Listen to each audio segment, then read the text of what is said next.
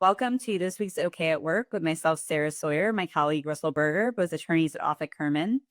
And it is the last OK at Work of 2025. We made it through the year. It was a good year.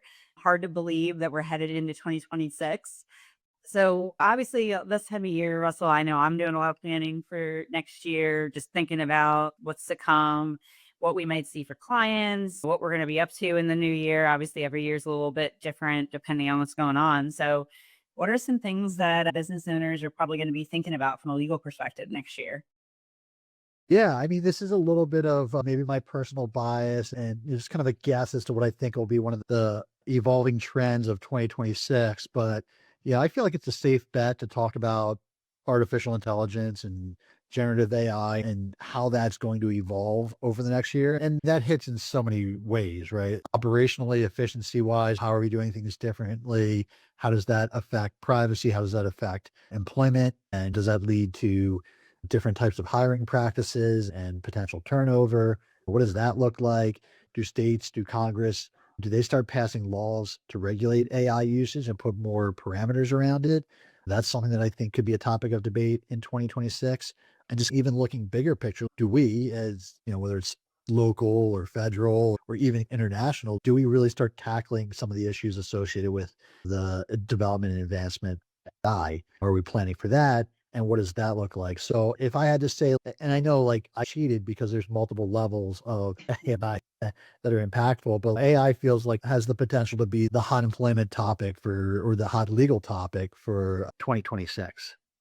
Yeah, and I think it's a really great point because it touches so many different practice areas potentially. It has to do with obviously like states regulating how you use data and customer data and the privacy realm of things. It hits HR, it hits employment law. It's something obviously people are dealing with when they're trying to protect themselves from a fraud perspective. So it really hits a ton of different areas. And I think it's one of those areas as well where the states are going to do things first, right? They're going to be passing regulations. Obviously, we see in Europe and other countries that they have handled some of these types of regulations and different things related to AI, more of a global, kind of larger scale.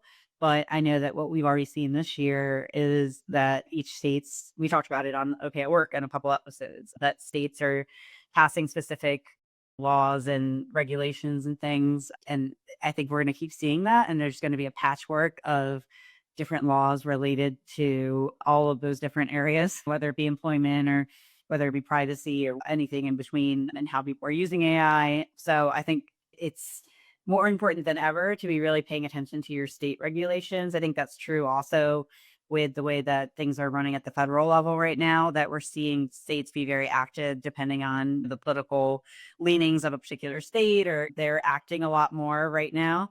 So for me, it's AI paired with state regulations. Yeah, you're cheating more than I am.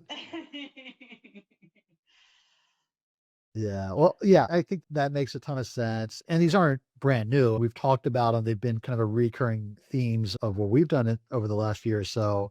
Here, just talking about AI is going to change how we do things, and there's going to be legal consequences of that in a number of different areas and disciplines. And just looking at as we become, I guess, more engaged with our federalist system here, it's just state versus federal. There's evolving changes there and pulling in different directions. And it becomes a emerging challenge for business owners to navigate that as well. So those would feel like good predictions for what we might see more of in 2026 from a legal standpoint. Yeah, we're looking forward to it and we'll see how it all plays out. And we'll be back in 2026 with lots of fun, exciting content, tracking all those trends and all the good stuff that'll be going on in 2026. Yeah. Someone should remind us to see who was right on this prediction at the end. Yes, can't wait. All right, see you next time. Thanks, Sarah.